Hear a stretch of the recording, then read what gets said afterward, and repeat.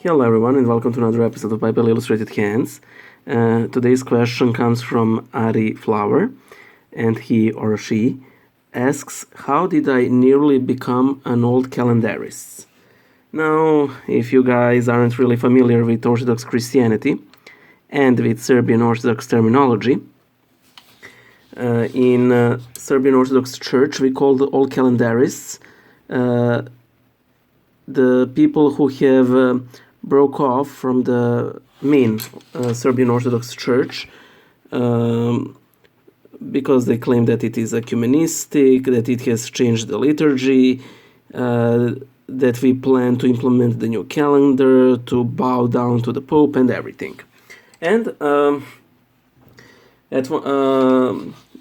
old calendarists usually refer to them as genuine Orthodox. I never refer to them as such. I always refer to them as old calendarists because I personally believe that calendar is their true God. So, why and how did I nearly become an old calendarist?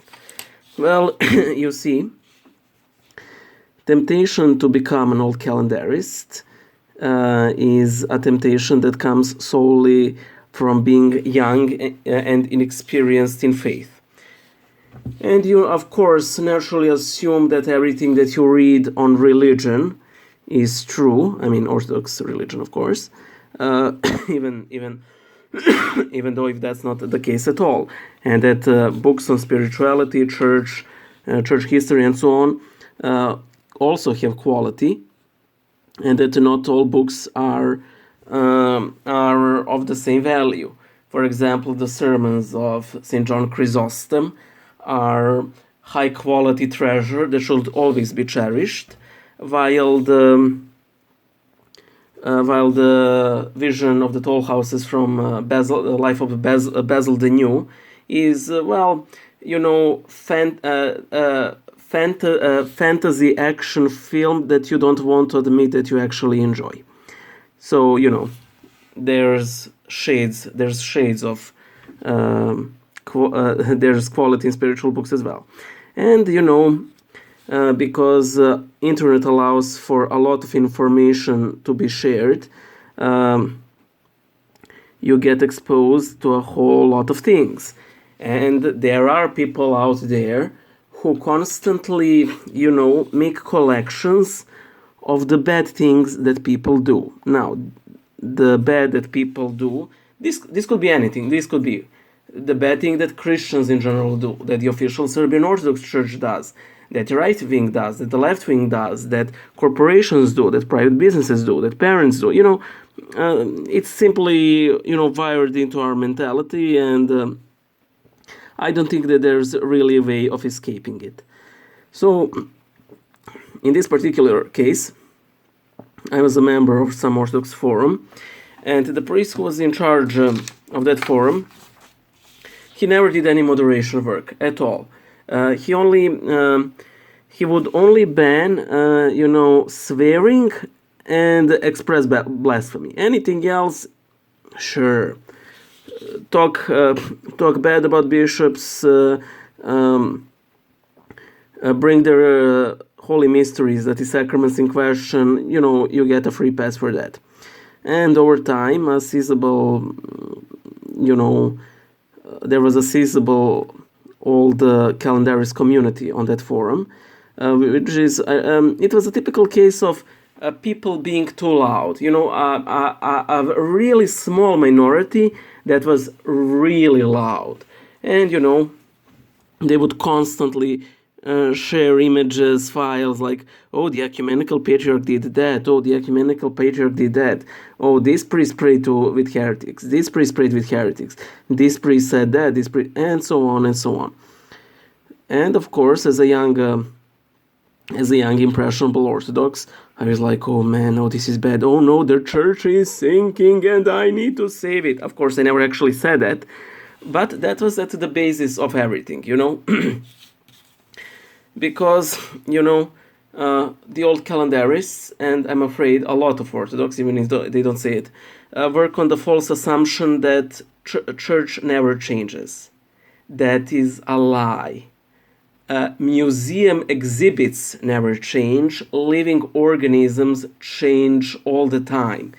As I like to say, if Saint Peter walked into a typical Orthodox church today, he would think that he has entered into a temple of Aphrodite or something. That does not mean that the church of today is bad. It just means that it has experienced organic growth, and for the better at that. That also does not make Vatican II a really good council. I think it has a lot of good sides, but poor implementation of its decisions made everything worse. But this is just a side rant. But it makes for the basis of things I didn't know at the time. And of course, at the time you're thinking, oh man, the church has changed calendars. Is that a heresy? And of course it's not, because church, the church initially used the Jewish calendar, and it switched over to Julian practically without issue. It simply changed calendar due to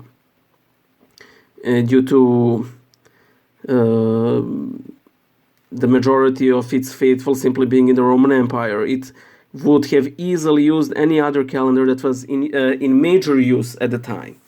So there was that.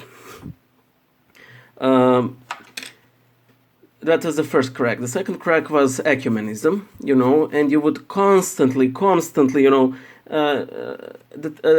how things usually went is like this. You would have an image of an Orthodox bishop or priest being present at Mass, not serving, but he's present. For example, Pope John Paul II dies, and then you have our Patriarch Paul present at his at a funeral mass here in Belgrade. Not funeral, requiem mass.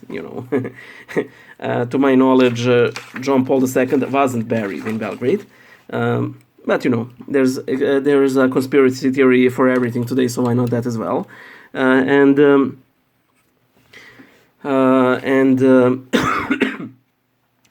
People will then usually start posting things like, oh, he's praying with the heretics, he broke the holy canons of the Orthodox Church, and so on. Now, guys, by the way, before I continue, if you don't know who Patriarch Paul was, he was probably one of the holiest people Serbia has seen in a really long time. And if I am not mistaken, up to 4 million people came to pay respect to his body. It wasn't a body, it's relics. When he died. It's just absolutely insane. And personally, I don't think that we will see the kinds of Patriarch Paul in a long time, if ever. So, I was thinking about ecumenism a lot, and I started reading things, and one of the big things that old calendarists emphasize is the necessity of immersion during baptism. And what old calendarists in Serbia do, if you're not baptized by immersion, I wasn't. I was baptized with sprinkling, not immersion, like nearly everyone I know. I only think I've seen immersion once, and with a really small baby.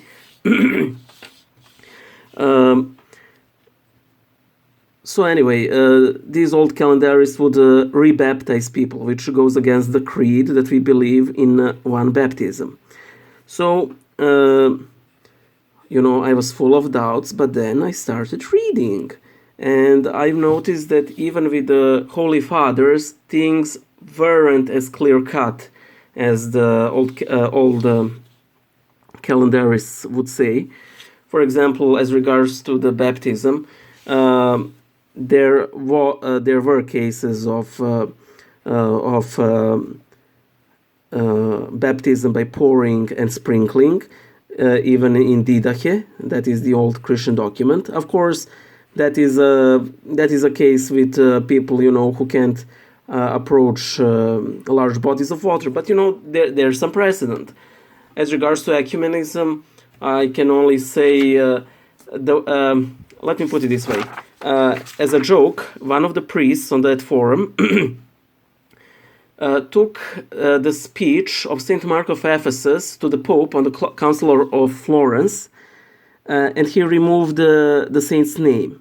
And the old Calendarist, who is this heretic? Heresy, apostasy, this is what happens when people deviate from the fathers.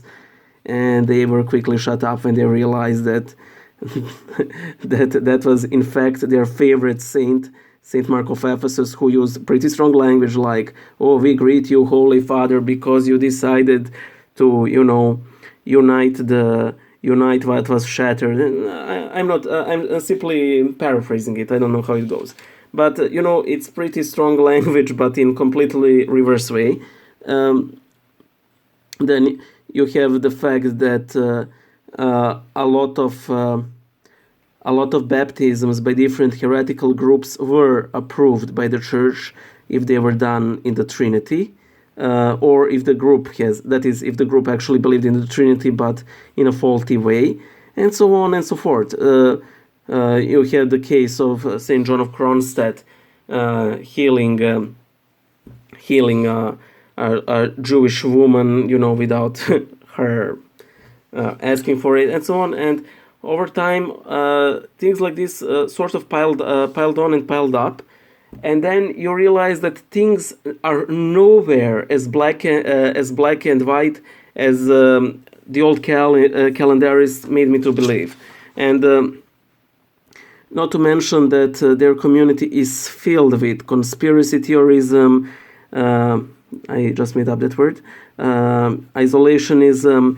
Everyone and everything is set out to destroy you, and you specifically, while in most cases you're just a jerk who's blaspheming against everyone and everything, and of course that you're going to earn their dislike. I know this guy. Now, a lot of old calendarists believe that there are no relics outside of old calendarism. And they said, and that all relics are incorrupt. And they said, well, that is not true. I saw the relics of St. George and they were bare bones. And he actually had the gall to say that the relics were incorrupt, but they rotted because of ecumenism. And I was like, okay, I'm done here. By the way, as I ditched old calendarism, I started, getting these first inspirations of my religious humor, because I made this fake detergent bottle that essentially, was a spoof of detergent commercials. Our relics smell better than yours, and such similar stuff.